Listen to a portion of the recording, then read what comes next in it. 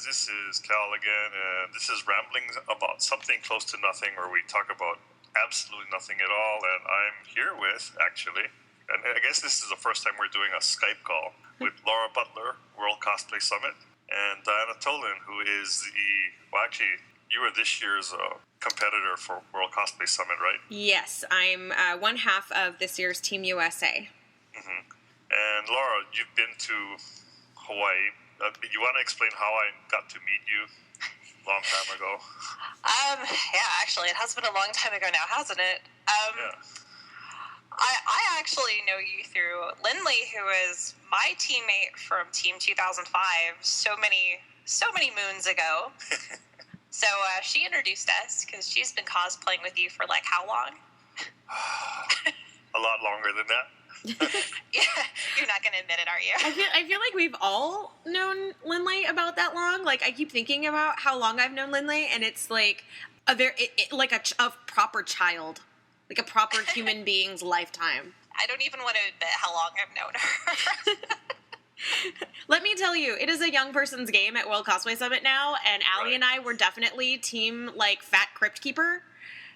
And we're hanging out with Mexico from last year, Team 2015, like the world champions. Like, they are literally the nicest human beings on the planet. They're so lovely, and they are also so beautiful, like so like man pretty, and so like excited and like happy and lovely and loving. And we're just like, we are old and fat and garbage. Oh my God, they were Team Double Adonis, and we were Team Fat Crypt Keeper. We were just like, just put us in the grave already. If we stand too close to them, we're just going to suck their life force out. Hey, you were not the oldest team, because in 2010, Giancarlo from Italy, they won. He was like 40. Yes, this is true, but he's also a dude, and I feel like, yeah. But, I mean, it's good, because there were definitely people who were still kind of like, oh, how old are you, Diana? And I'm just like, probably older than you. And they're like, well, I'm 22. And I'm like, go away. You can leave now. Thank you. If you stay too close, you'll just age exponentially. You could steal their energy, though. Yeah, exactly. I just like hang out there, queen barreling them away into nothingness. Cosplay chupacabra. Yeah, exactly. Like the cat of cosplay who like sits on your chest and slowly drinks in your life force. That was how I felt like sitting with Team Denmark, because one of them is a little bit older than the other, but they're both quite young. But they're also like incredibly accomplished as crafters, and like they both work in tailoring and do like dress design and clothing design, and they're amazing. Like, their craftsmanship was spectacular. But I was just like, if you stand too close to me, you're just going to die. Like, you are so very, very young. But yeah, it was interesting. Malaysia, one of the Malaysian team, he was like a little baby, and I had been like, like teasing him, and then I was just like, oh no, teasing you is actually a felony. I can't do that any longer. But, wow. Yeah. Anyway, so Laura, I guess Lindley approached you about coming to Hawaii, and when was that? 2013, I guess it was. No, it was even before then, because Lynn was like she was like my assistant organizer for, I don't know, like a year or two, until she had to be like, no, I got other stuff going on. Sorry. She had a baby. That's what she had going on. So, babies happen. But You got such a cute kid. Oh, he's precious. But, she said, we've been talking about this whole qualifier thing. Like, when I took over as organizer in 2010, like, I always kind of wanted to do qualifiers. And when I talked about, hey, I think I'm going to implement it this year, she's like, I know somebody that I think you should talk to. He's awesome, and he's starting up an event. So you were actually our first qualifier that we ever even talked to back in 2012. Cool. Yeah, you were the first. You weren't the first to sign, but you were the first person we talked to. Well, it was such a, like, as somebody who at that point was getting ready to work on their second qualifier. I had tried for World Cosplay Summit in 2012, and my partner at the time and I were third place that year, and so we knew, like, yeah, we want to try again. We're going to come back. And then they had changed over to the qualifier system to give more people a chance to come out and attempt. Like, having something where we had Hawaiian cosplayers was actually really exciting for us. And subsequent to that, like, we became very good friends with the two teams that qualified. To the point where every so often, some of them will get together and take pictures pretending to be us in varying degrees of getting drunk. And I was like, great. I'm glad to know that Team Vegeta Balls lives on in everybody's hearts as the team that used a screwdriver, like an electric screwdriver, to open a bottle of wine. And, you know. You guys what? Well, we didn't have a corkscrew. And so, we'd been given a bottle of, like, Hawaiian wine, which I imagine was like sugarcane with grape. And it was delicious. It was like pineapple wine, I think. I want to say it was pineapple wine, and it was really, really good. And but no one had a screwdriver. Pineapples are not indigenous to Hawaii, right? Well, the wine was indigenous to Hawaii because it definitely showed up with one of the girls, which is also great. But yeah, and honestly, like, it was very interesting because I felt like the teams that year just swung on the spectrum so differently. Like, one team, the craftsmanship was just spectacular and, like, really intense, and they really, like, pushed the limit of, like, physical endurance because they did the tatarigami from Mononoke. And then with the other team, the performance was, like, feels a clock. I don't think that anybody who saw that performance did not cry. Like, we all had a very emotional reaction because it was there was the Mononoke skit and then there was a Madoka skit, and, you know, it kind of solidified for us that, like, at least as a mainland cosplayer, like, that Hawaii is, you know, is part of the community and shouldn't be overlooked, like, at all. So it was, I don't know, I'm really glad that we got the representation for that, and that we, you know, had them again in 2014 out at Katsucon with Kelly and Mark. So because that performance was spectacular too. I think poor Kelly comes off stage, she'd, like, sprained or broken her finger, and she's like, how did we do? And, like, Mike and I are backstage, we're just like, oh my god, that was so great, we were so moved, that was amazing, we had no idea. Like, she's like, oh, that's good, I think I broke my hand. And I was like, oh, you should definitely talk to an organizer, because that's not me. So, and then I kind of shuffled her off to one of the support staff and was like, oh my god. Can somebody please tell Joy to get her butt out here and start competing again? Okay, actually, I'm telling her now, Joy, start competing again. Yeah. I say so. Yeah. Her acting skills have gotten better. Well, her physicality was already, like, out of control, so. We love you, Joy.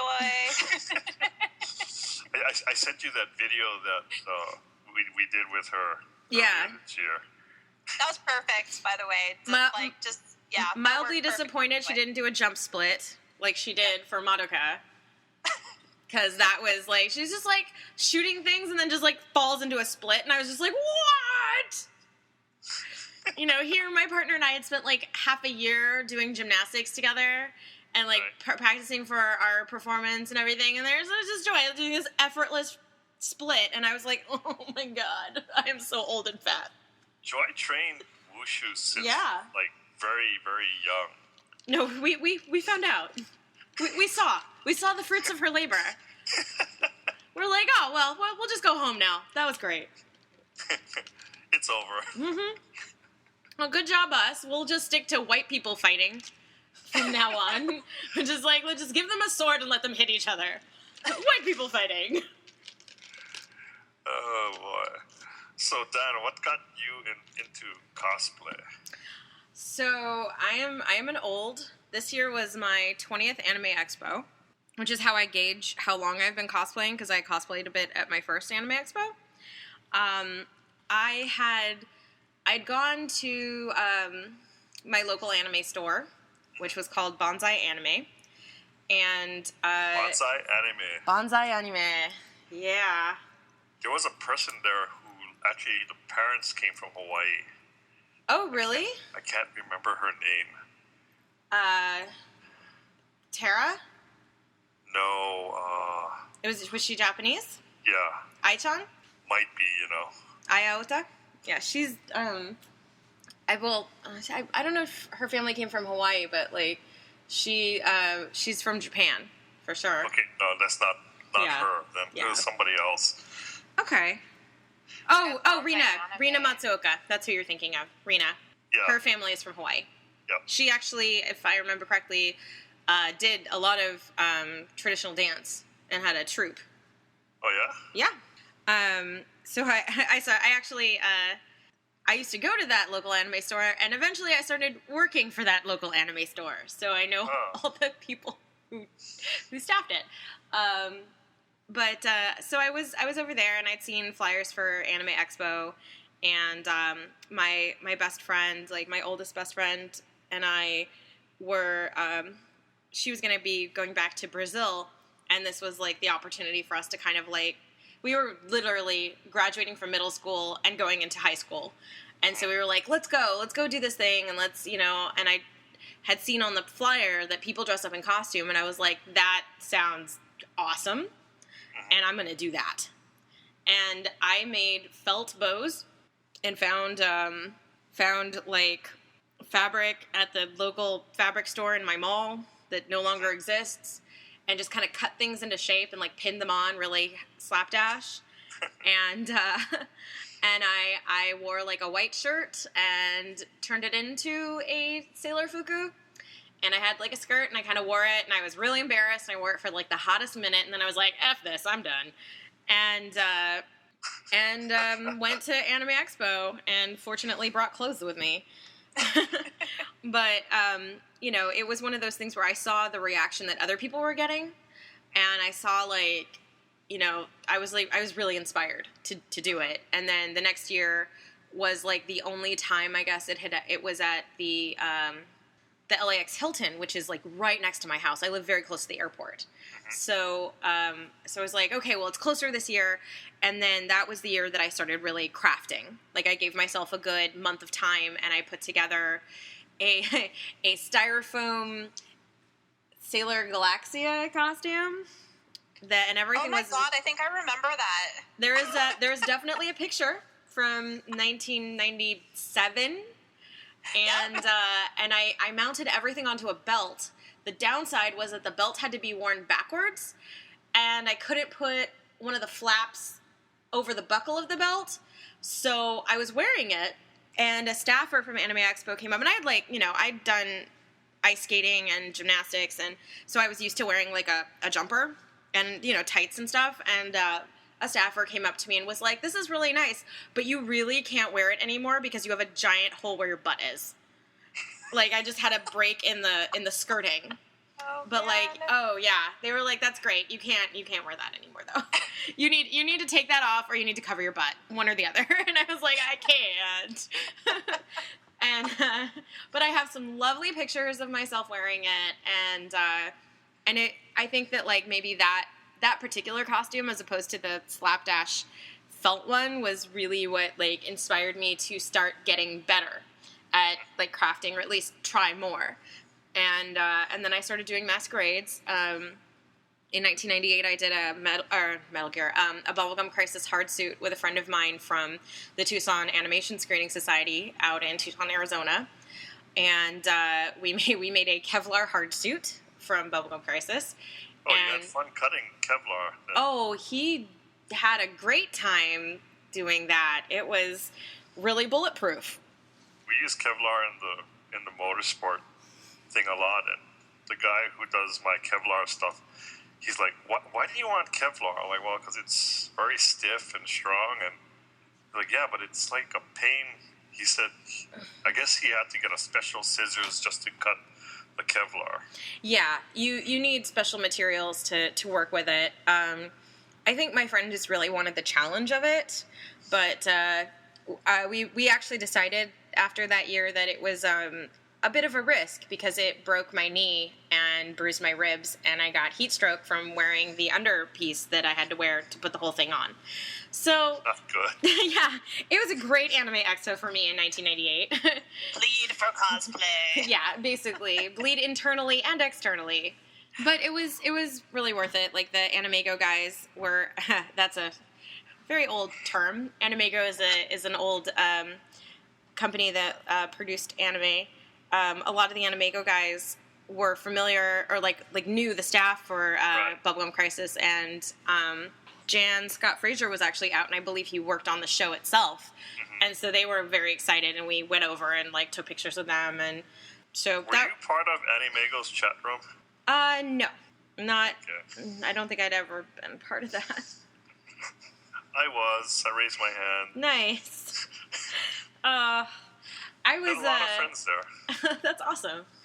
I'm actually working with Macross World, which is like a very small Macross-based convention out here, and they're bringing a lot of the staff from Macross 2 out, and I have these like big, beautiful posters for Macross 2. It's all Mikimoto art, but like I'm looking at the things, and it's got like the logo for U.S. renditions, and I'm like, oh my god, U.S. renditions is like 9 billion years old. Like, that's how you know you are an old person. You have like videotapes or maybe like the 2 DVDs they ever made, and it's like U.S. renditions or like manga before they had the flaming logo, or what was the one the really, really, really old one too? Oh my god, U.S. Manga Core. And I was just like, oh my gosh, these are a sign of the times. Well, then again, you have...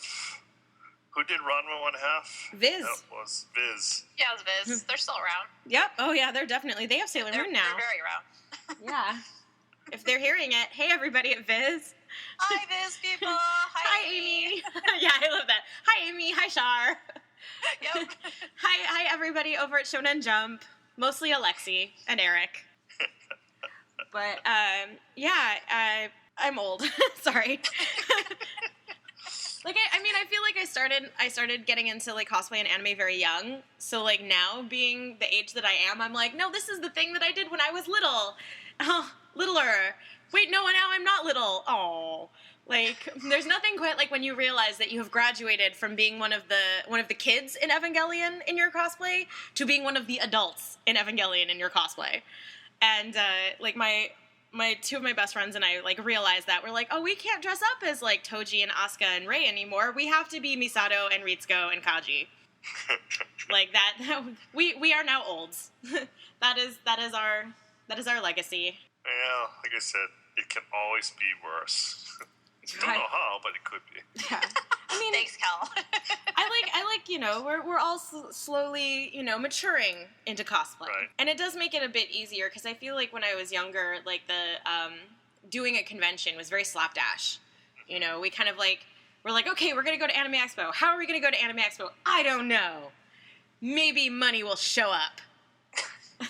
Bribe your parents. Yeah, like maybe if I beg my parents enough, they'll be like, yeah, we don't want you around for the weekend. Go. That still happens here. Yeah, I imagine. I think it still happens at every everywhere. convention. But like, I think that one of the things I will say with age, I kind of learned how to really budget myself for my events. But also, I learned how to work with other places, like with AC Paradise, for example. Henry is a really great supporter of cosplay in America across the board, and so he'll put together people that he works with more often, and he knows are reliable, and he'll basically give us like, hey, do you have these costumes, or are you interested in making these costumes? And then in exchange for like badges, or sometimes hotels, or sometimes, you know, interaction with a guest, we'll make the costume and then go work the booth. And I find a lot of personal joy in that, because I like to interface with the fans. I really like to have the opportunity to work with the staff or like the guests. In 2015, I took the year off of competing, and I actually did a lot of work for the Aniplex Fate Stay Night group that they had, that AC Paradise sort of put together. I did a lot of the costuming for that, and then I also was the Saber for that, and my partner. I like Fate's Day Night. I do too. I love it. That's why we did it at WCS. I played, one of the Anime Expo masquerades. I was Assassin. Oh, nice. With all the tattoos? Oh, how long did that take? No, Assassin was the Japanese. Oh no, I'm sorry. That's Sasaki. Sorry, Sasaki not Avenger. Right. Oh, that's awesome. And then I'd worked with my stunt team guys to come up with the choreography for the whole show. Oh wow, what year was this? That was 11, I think. 2011. Oh, I was off. I was off that year. I judged. Well, I competed in 2010 and I competed in 2011. It was the year Lindley guys won for the Harlock 3-9 skit. Was that 2012? I think 2012. Yeah. I'm thinking about looking it up right now. I think we weren't in that year. I did Ninja Scroll, like the whole cast of Ninja Scroll in 2010, and that was where we won Best in Show. And then we did Madoka in 2011, and we got second place. You know what? You know what? When I think about it, mm-hmm. No. Because I'm trying to think when it was. It might have been with the same year you guys did Ninja Scroll. Okay, I don't think Lindley competed that year. Yeah. And Lindley wasn't with us in that skit. She came in after. Okay. With us. Okay. But it was, that was a lot of fun, like, being backstage for that. And honestly, performing on the Nokia stage was... Oh, hell yeah. Was so good. It was, like, so nice. I was like, I'm coming back and doing that again. The first year I got invited to do a skit, and we were in Nokia Theater, and I told my friend, can you video us? Yeah. So I gave my friend the camera, and then she's like calling me when I'm backstage, and she said, well, I'm not going to get in. I'm like, why can't you get in? I'm thinking, well, I've been in this line for like an hour, and then they cut off before me. Oh. And I'm thinking to myself, wait, this thing holds 7,000 people. Yeah. We're going to get watched by 7,000 people. It was pretty amazing. Like, I've actually been lucky enough to be able to perform on the stage, but also to judge from that stage. Right. And it was pretty phenomenal. Like, they put us in the green room, and we were judging with Jackie from WCS Japan and Shokotan, who did the opening for Gurren Lagann. And we had to explain to her what 4chan was, which was really amusing.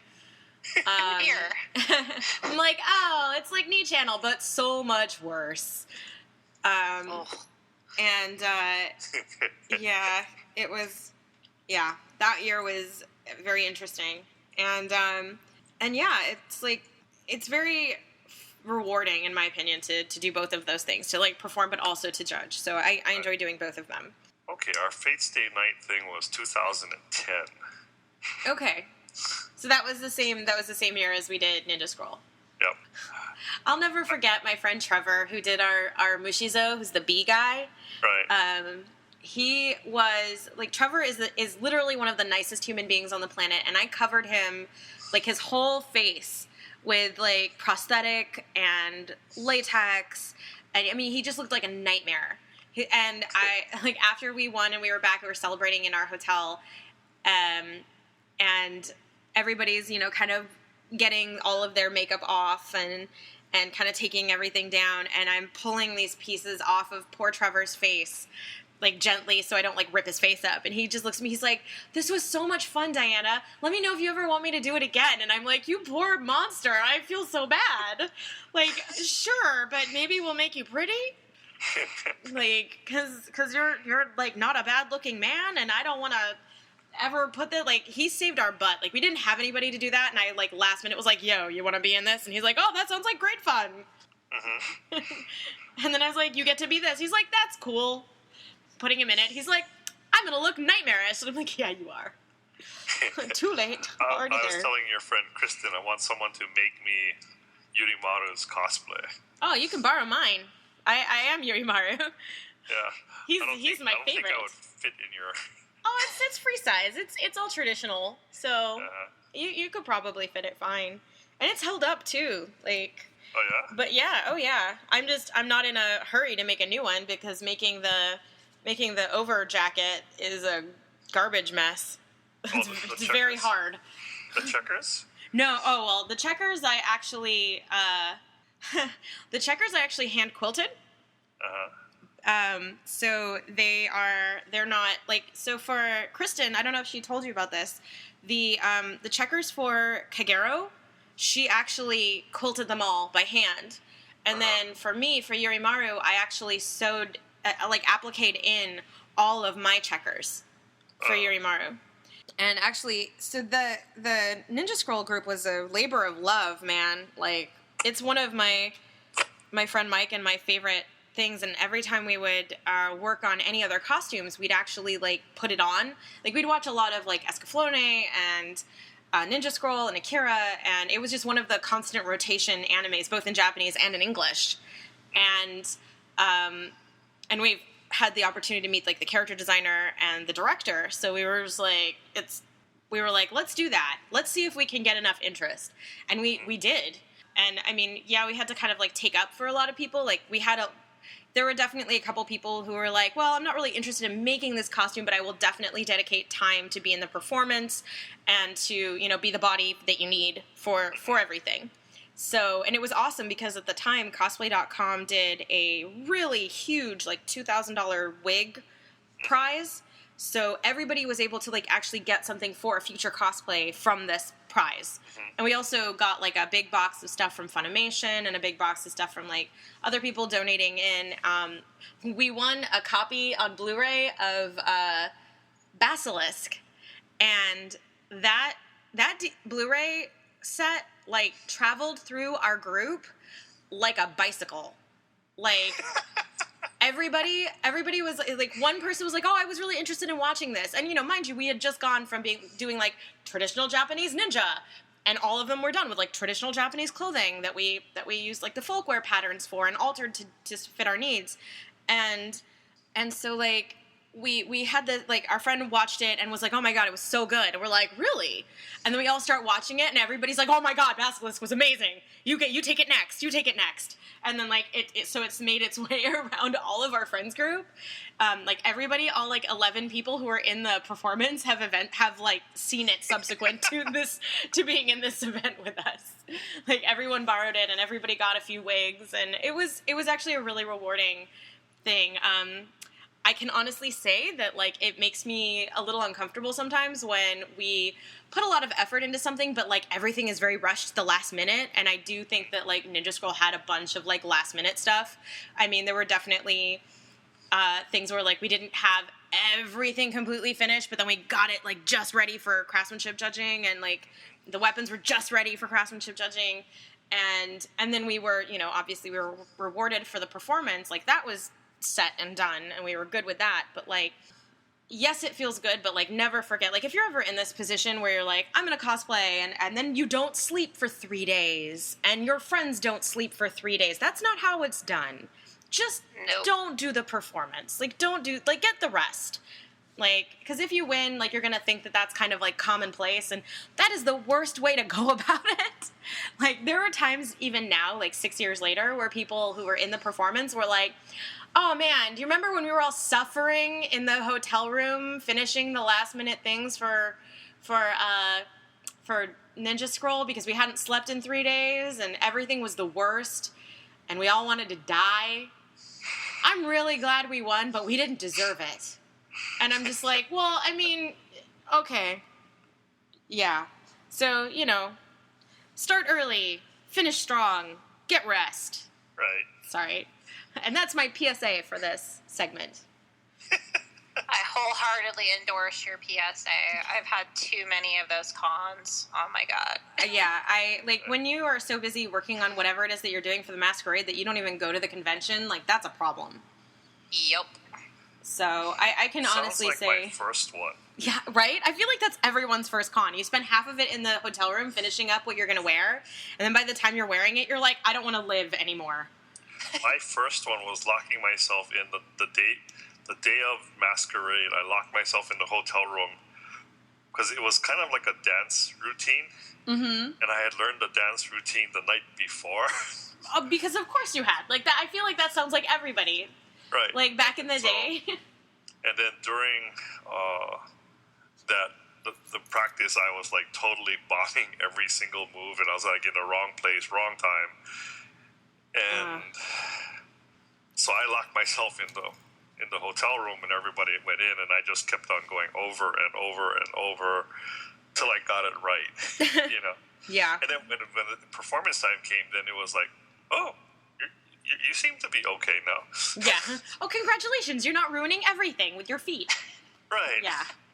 I mean, it's amazing to think of, like, how things have changed even for, like, myself from, like, 2010. I mean, we had a few rehearsals at my house for Ninja Scroll, and we tried to do it so that, like, people were kind of segmented, so you only had to really worry about your own stuff and you and the couple people you interacted with. Mm-hmm. I want to say, like, Jubei and Kagero had the most movement. Everybody else kind of had, like, very small ones, and we were like, the audio was cut very particularly that way.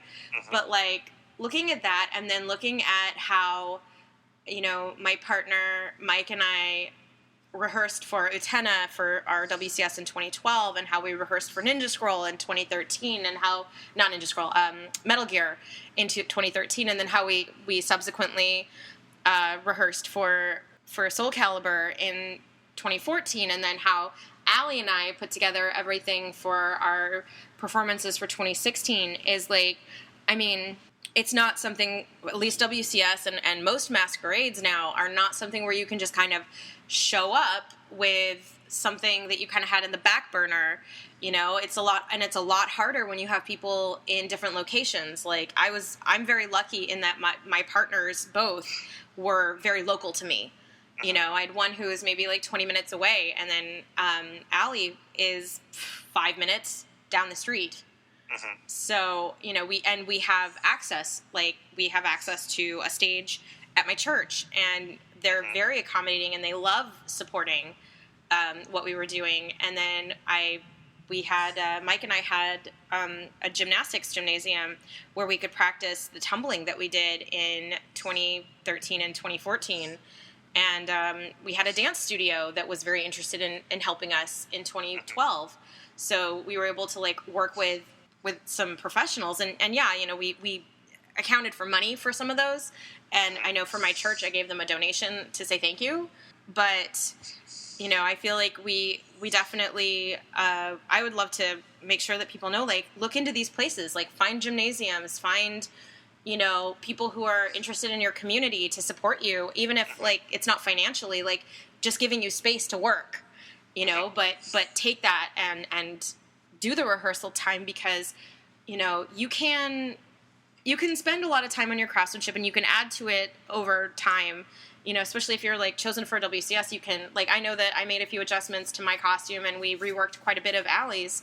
The performance, you know, is so important now and integral. So, like, you know, figure out what you can do here and get it out of the US, but then also what you're going to do with what they have now in Japan. I mean, now you have a screen, and that screen interaction is integral. Like, the teams that placed heavily used the screen that we have in the background. And, you know, just because you may not be able to use it here in the US doesn't mean you should discount that. And, you know, find time and places for you to rehearse. If you live in, like, I know we have a lot of friends in Colorado who are interested in doing this event, and they get snowed in. So they get hella snowed in. You know, figure out places where you can go to work on that, or, you know, try to get everything hashed out and videotaped, like, ahead of time, so that you know what you're doing, and then you can focus in the colder times on your crafting. You know, like, look at your timetable. But the other part for WCS is working on it, in my opinion. Working on it early is, and having an idea and really, like, moving forward with it. It's never too early to start. You know, we get we have a bit of an issue sometimes with, like, the information coming through, because we're one of 30 countries at this point. So sometimes it gets a little bottlenecked, and we don't have information right away. So I feel like the best way to go about that, the best way to prepare right now, is to just know what you're going to make and start making it. Know what you're going to perform and start practicing it, because you can take, like, if you're prepared, you can take that anywhere. You know, they give you the dimensions and the sizes and the stage information, or like the prop and the weights and everything ahead of time. Those don't change. You know, those are pretty set. And I mean, if anything, they're going to reduce. So you know that you can only have, you know, 3 props or 3 set pieces. They all have to be under this weight limit. You know that you have, you know, you can have like hand props, but they all have to be under this weight limit, and everything combined has to be under, I think it's like 88 pounds. And boy, they are strict. Like, they are kibishi out the butt. Like, which means like very strict. Like, so, you know, everything's I'm there. Getting weighed, Everything got weighed. I had to empty my suitcase, weigh the suitcase, reduce the amount of the weight of the suitcase from all of the pieces that I put in there, and then it was still overweight, so I had a pipe cutter, which, by the way, pipe cutters, if you're doing anything that involves a 1-inch pipe, they are the tits. Go buy one immediately. They're like $8 at the Home Depot. Oh my God, it changed my life. Like, I took it with me. I left it with the prop department, like with the weights for WCS, just in case like anybody else needed it, because I was just like, this is the best. Here, use it. I'll get it from you at the end of the day. And I just got it the next morning. And it was very useful, apparently. We had to cut down our sizes because we needed to just shed. I think at the end of it, we had to shed like 4 kilos from everything. And they were adamant about that. And I thought my weights were correct, and apparently they weren't. But, you know, these are all things that you can control before you even get to a qualifier or even get to your preliminary.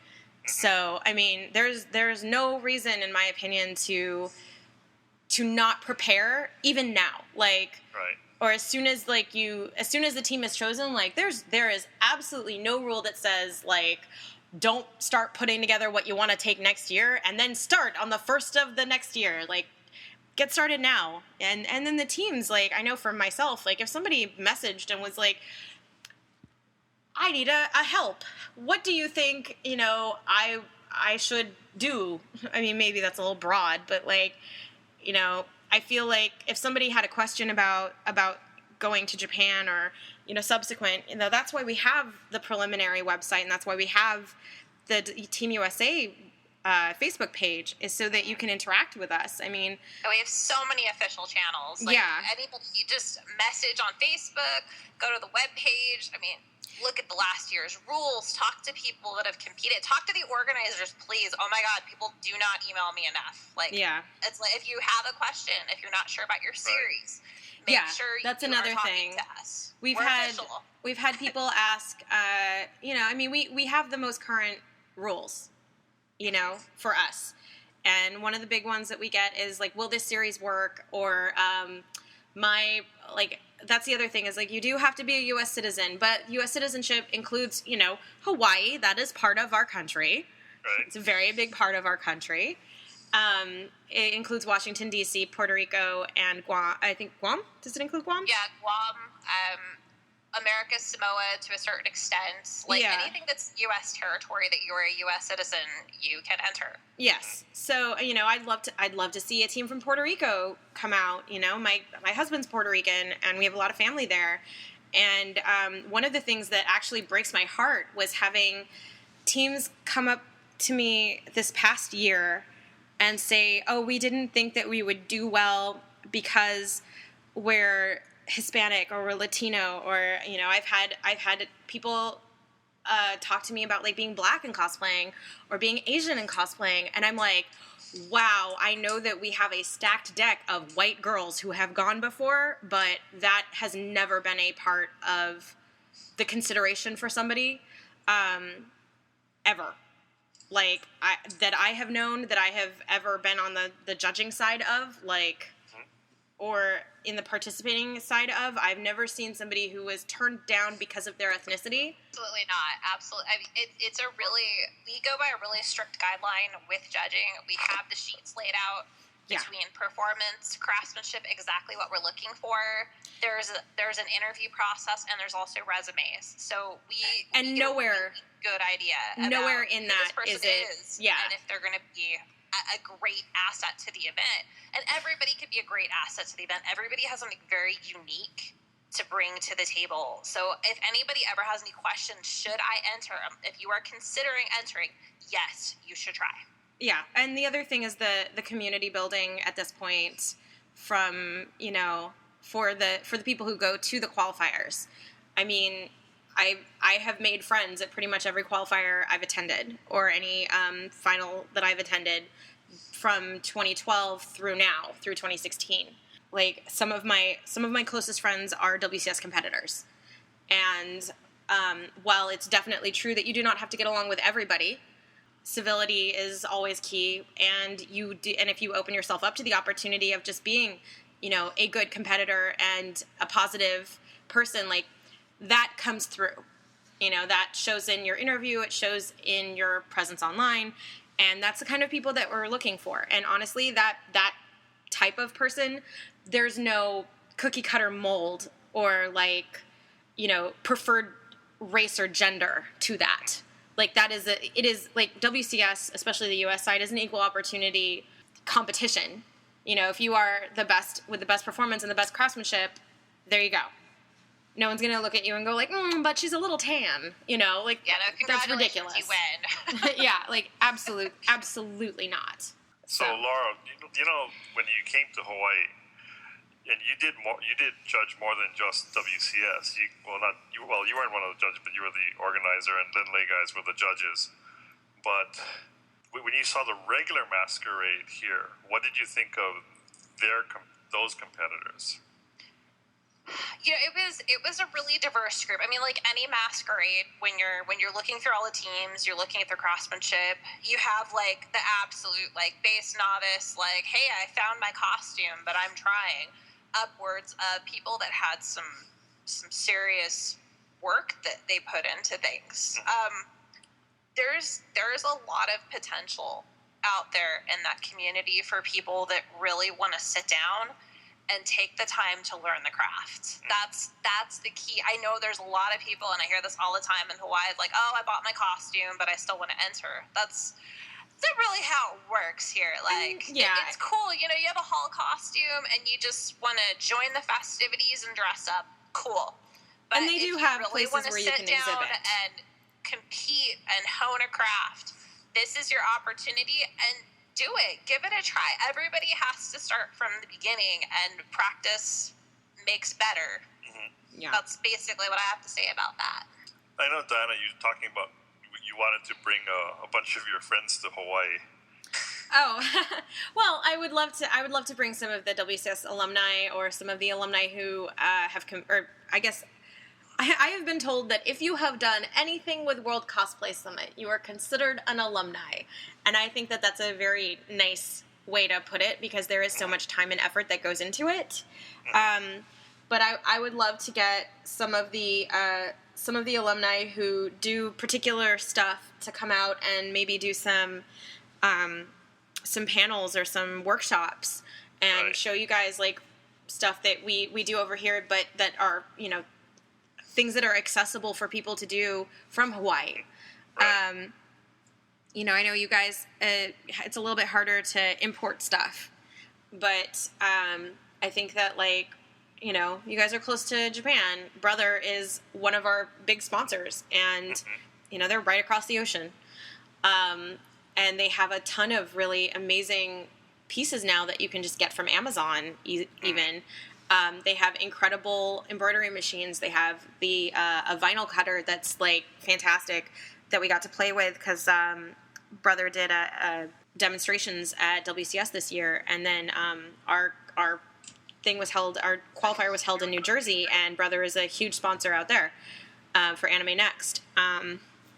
But I think that there's stuff that we could absolutely share, because I love the idea of everybody kind of building community bridges and, people making friends so that, maybe shipping is expensive, but, like, you're going to ship something for a whole bunch of people. And I know for us here in Los Angeles, like, we're so close to the fabric district and so many, like, unique fabrics that are also, incredibly well priced. Most of the fabric for my costumes for WCS this year, with the exception of my Ponyo costume and the Grand Mamare costume that Allie made, everything for those costumes was actually purchased from Joann's Fabrics. But everything else, I would say, was either something from my personal stash of fabrics, or they came from, like, they were locally sourced here in downtown Los Angeles and cost maybe, like, between $2 and $5 a yard. And, I mean, these are, like, really, really interesting, versatile fabrics. So I would love to maybe, like, try to build a talking, or like build some kind of communication between some of the suppliers here in Los Angeles to Hawaii, or like, at least, give you guys an idea of some of the stuff that's readily available from out here, or just, how to use different types of embellishment or trim, or like looking at something from a different angle, like stuff like that. I'm a little rambling, which kind of works for the name of this of this podcast, but at the same time, like it would really be my pleasure to try to help the Hawaiian communities, because they've always been, I mean, everybody who I've met from Hawaii who's a cosplayer has absolutely been a treasure. So, I would love to help give back to that community and help them grow, because I feel like it's just a matter of time before, you guys have a completely, like, flourished, wonderful, garden of cosplayers. You already have the seeds there, like, and you definitely have people who are growing exponentially every year. So, like, I would love to see more opportunities for Hawaiian cosplayers to come to the mainland. I'd love to see more cosplayers going out there and teaching what they know. And I know that the WCS alumni that I've spoken to are all very interested in doing something like that. So I guess let Kel know. Well, Laura knows by now that, I'm kind of over trying to put on events. Yeah. Yeah, that's very true, and I seriously don't blame you in the least. So. Yeah. I got blamed for things that wasn't mine. But that's okay. I think that comes with territory. It always comes with the territory, because let me tell you, I'm usually public enemy number one every year with at least a few cosplayers. And I'm just like, dude, I'm just the organizer. Like, I just put this thing on. Like, seriously? Okay, hate me, whatever. I'm over it. Yeah. It's a thing. It always happens. But I still love you, Kel, don't worry. Well, I guess at the end of it, the biggest thing to take away is that you can't please 100% of the people 100% of the time. Mm-hmm. So, but I imagine that giving it, like, putting yourself out there is really the most important part. Right. Yeah, it's like anything. It's like anything with, like, quote unquote customer service. Like, it's just, you put yourself out there, either people love you or something happened and then they hate you and whatever. Yeah. You're at the end of the day, like, you're doing your best, and you're trying to do your best for the community and put something really fantastic out there for them. And there's always going to be people that don't appreciate it, but then there's going to be so many more people that do. Right. Yeah, I feel like the same thing kind of goes for doing WCS. Like, at the end of the WCS in Japan, they have an organizer meeting where they go over all the complaints and give feedback. And from what I can tell from Ashley from last year, 2015, some of the concerns that she had brought up that went to the organizer meeting, and what was implemented this year for us was really, really beneficial. I mean, if you're really unhappy with it, rather than being, upset and making a big stink, one of the best thing to do is send a message, send like a polite message that says, hey, this happened while I was doing this event, and I really didn't appreciate it, and I was wondering if, this is something that can be thought about in the future, or like, was this actually intended to come across this way, because it kind of sucked. Like, I feel like the best thing in this particular situation is to give a constructive criticism, or like say, hey, I didn't like this, and I would love to do this event again, or I'd like to be a participant in this event, but I don't know if I can with this situation. Like, is there something that you guys are going to do in the future? Like, was this really something that you expected? And, you'd be surprised how much that kind of like interaction helps with building these events, Like, and that goes for the U.S. community too. Like, I get a lot of feedback through, like, you see people randomly post stuff to social media or talk in the background. It's like we have actually like a feedback email system or the Facebook. I mean, if it's something like, I didn't win, I hate you, I don't want to. Well, that's not constructive, though. That's not like that's not constructive. But like it's asking about, like, maybe we should consider this event. I've got a contact for you, or maybe this piece of the judging should have been different. All that is great, and we love to hear that kind of feedback from our cosplay community, because ultimately, at the end of the day, this event's for you. This is for you to have this opportunity. Yeah. So we want to make it the best we can. Mm-hmm. And again, I mean, there's so many lines of communication that are open. No question is. There are no stupid questions. It's just like, go be prepared. Yeah, and it's we leave these avenues open, so there are no people that are like, oh well, I didn't know. Well, that's why we have all these email accounts and Facebook pages and web pages and everything else out there for you. It's to make sure that you have the correct line of communication and you know who to talk to get the right answers. Mm-hmm. Well, yeah. Let's work on something. Yeah. There's a convention here that I've been talking to the guy a little bit. I don't want to get involved in running anything, but I don't mind talking to the guy. I even volunteered. I got to be a plain volunteer that time past year. Oh my God, how did that happen? That was fun. It's so weird. Like when I go to a convention and I'm like competing, or I'm not like staffing something, or I'm not like working for AC Paradise, I'm always really confused. I'm like, wait a minute, I have to wait in a line like a regular person. I'm not like backstage like helping organize stuff. It's really strange. Yeah, but I haven't gone to a con, like, just to go to a con, and I don't know how many years, like, seriously. I'm like, sitting here talking to Diane, I'm like, I kind of have this masquerade idea, like, I actually need to, like, do something other than just work at conventions. I think it's been going on 6 years that I haven't really done anything but work at conventions, so it's kind of crazy. I need to get back to my roots. So we need to do something then. We do need to do something, because I need to get my creativity on again, other than just my admin and my paperwork and answering emails. So we need to get you, Diana, get Lindley. Let's just get, like, anybody, like, hey, people out there, like, you want to find a group, like, contact us. I need to find some excuses to be sewing again, so... There is no excuses to be sewing again. You just gotta sit down in front of the machine and do it. What convention do you think we should go to? I have so many like half-finished costumes, and it's going to be interesting trying to work on it with a baby at home. But I'm going to do it. I'm going to get there. Like I said, start early. Yeah, like start like a year early in this case. Right. Yeah. Like, I don't even know what con I want to go to. I'd have to think about that. I've been out of the loop. I feel bad because I'm just like, what con am I not going to? I have. Yeah, so you go to like everything. We're kind of spoiled for choice out here, but like I know that in October this year, I have my birthday, and then I have the Disney Halloween party, and then the next day I have Macross World, and then the next day I have Akiba Festival, and I'm judging both Macross World and Akiba Festival, and I'm like, yeah, that sounds about right.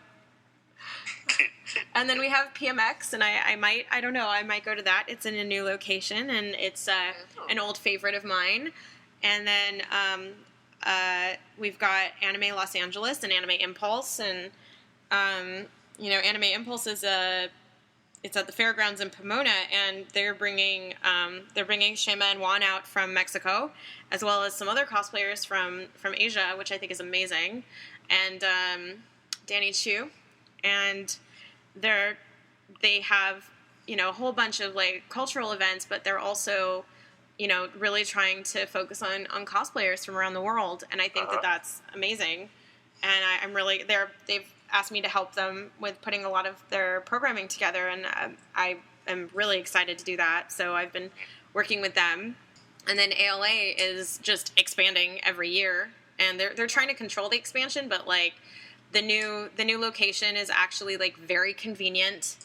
It's very far. It's far away from me, like, which is a little disappointing because it used to be around the corner, and so did PMX, and now they're in 2 new locations, and I'm like, oh, darn. But still, you know, ALA is worth the travel, in my opinion. Right. But I don't know. I'm kind of considering it. Like, I live 5 inches from the sun in kind of the middle of a desert without telling everybody where I live. Yeah. So I don't have a lot of con choices out here, so I have to plan accordingly.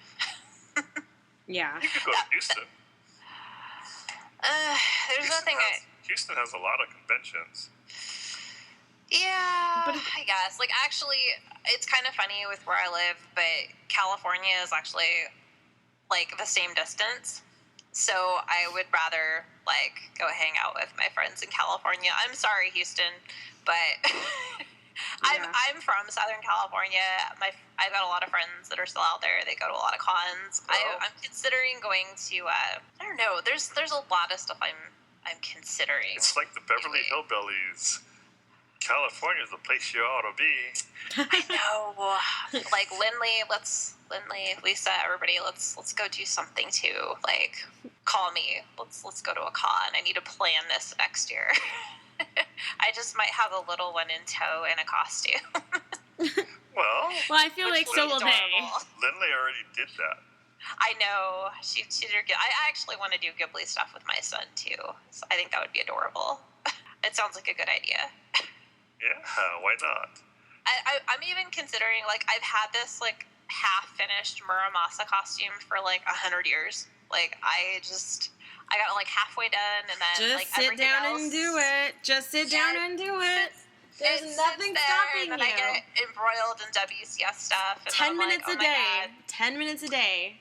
Like, that was how I got my costumes for WCS done. When I gave it, like, a couple hours every day. And then, you know, rewarded myself with going to talk to not my sewing machine. I know. It's gonna be a thing. I put a bodice together. Time for some wine. It's gonna be a thing this next few months, but I want to do my Yuzuruha finally because I've got all this stuff sitting here, and then I'm gonna probably make my son like a little kitsune to go along with it, so I can carry on my little fox child with me. So yeah. I think that would be really cute. So I have a few ideas that are brewing for next year. I just need to get back to it, like the admin side.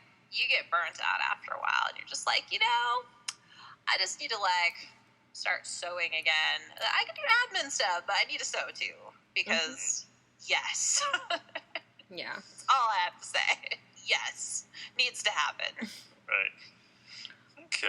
Well, on that note, I'm actually going to have to run, guys. I've got a Shokugeki potluck party that I have to get to. So if we, you know, this was actually a lot of fun and I'd love to come back. I know that Ashley from 2015 has expressed interest in talking to you guys. She's actually getting ready for the TwitchCon cosplay contest. So hopefully we can talk about that before she heads out to San Diego for it. But this was really fun. Thank you so much for having me. Yeah, no I know I talk a lot. Diana, you have the coolest stories. Like, I got 20 years of them. And just like talk about your stories because yes. Let's just let Diana ramble. I'm just saying yes a lot today. I'm sorry to the audience. Like, yeah, you get a little baby, like you don't sleep, so you kind of feel like half drunk half the time. So just an FYI. And next time I'll actually like drink wine while I'm talking, and then you'll get really good stories. Oh. The only problem is that, like, you know, this has been a very clean version of my usual tales of Diana because it's usually peppered with expletives. Before I head off, I'm going to give you guys one more story. So we're recording the video for our introduction for WCS because before each country you have like a little video. And Allie and I we knew like going in, like if we got chosen, we were going to do something where we kind of invoked Amy Poehler and Tina Fey, because I'm about 3 inches shorter than Allie, and she very highly identifies with Liz Lemon, and I very highly identify with a blonde troll person, which is Amy Poehler. And love Amy Poehler. And she's the best in all incarnations, in every incarnation. I love her so much. And so we're like, okay, we're definitely going to do something that's very much like Weekend Edition. Like, we really wanted to do something like that. Like, so we want to do kind of like a Saturday Night Live thing. And then, like, America Us Up. And we're there, and we're with lovely Naoko-san, who is part of the team in 2013 for Japan and is now working staff for WCS, and then the photographer and the videographer and a sound mixer. And I could not get my lines for the first couple times that we were trying, and I was apparently the only person on any team who used the F word, and everybody was like, oh, scandal, and I'm like, but really? Like, y'all adults. And Even I'm in like, classy America. Stay the classiest. And I was just like, I'm like, well, obviously don't use that in our footage, but I mean, like, someone somewhere said the F word before, right? And they're like, no, just you. And I was like, oh. And they were like so like intense when they were like, no, it's just you. And I was just like, well, I mean, they're like, you're kind of rude. And I'm like, well, no, I'm not. What? Fine, I'd rather be rude and use expletives than be polite and be boring. You're gonna remember me. You're always gonna remember. That's Diana. She said the F word a lot. Forever. Forever. You're forever known as the F word girl. Yes. Which I feel like is still better than any alternatives. You know, I could be remembered for, like, something worse. Like peeing myself or something. I don't know. Falling off the stage. Yeah, I mean, at least I'm not going to be remembered for, like, you know, truly bringing shame to everything. It's just going to be for, like, some expletives. And honestly, all of you are guilty of the F word. Like, let's not even lie. Oh, no, I'm extra guilty of it. I just try not to say it too much. In front of your son. when I'm there. Yeah, well, you know. I hang out with a lot of the organizers, and I'm just like, y'all are real verbose. They're lucky that they're not being filmed. We're an interesting group of people. I will definitely say that. I love you, Kenny. I love you, Patrick. among others. My never-ending, never-yielding love goes out to Graziella from Spain, who is the best auntie cosplay that anybody could ask for. I love her. I don't think I curse in front of Graziella, though, because I'm too afraid that she would actually judge me, possibly, and I could not handle that. Like, my heart couldn't do that. But everyone else, fair game. So, yeah. So that's my story of dishonor upon myself and all of my cows. You bring dishonor to us all. Yes. But again, thank you so much. Do you mind if I let everybody know where they can find some of our other ramblings? Sure. So you can find me on Twitter at Binksy, B as in boy, INKXY. It's an open account, so you're welcome to send any questions or, you know, read through it and see my ramblings and be like, oh, wow, she actually is a troll. And the same thing for Instagram, where I tend to post some of the previews of the costumes that I'm wearing, or, like, just silly selfies and things like that. And again, it's an open account, so you're welcome to send me messages. You can go to Facebook. Right now, Allie and I are running the WCS Team USA Facebook, and that's facebook.com/WCS Team USA. And we are always interested in hearing what you have to say, or any questions that you have about joining the event or doing preliminaries, or, you know, anything. Like, if you want to ask us about our experience in Japan, we're happy to give you any information about that. And same goes for our personal Facebook page, which is Life Cry Cosplay. Anything that you're interested in chatting with us about, or if you want to see some of the stuff that we've been working on, please come and visit us. We'd love to have you. And yeah. And then likewise with the official channels, we have WCSUS.com, so we have our webpage going on. We've got our Facebook page, which is facebook.com/WCS Prelims US, and we also have an associated Twitter with that account. Yeah. So lots of channels, lots of places to talk to me and Tiffany and Cassie and Diana, and we would all love for you to do so. Okay. Well, on October 8th and 9th, we have the amazing Hawaii Comic-Con. I'll be hanging out over there with a bunch of friends.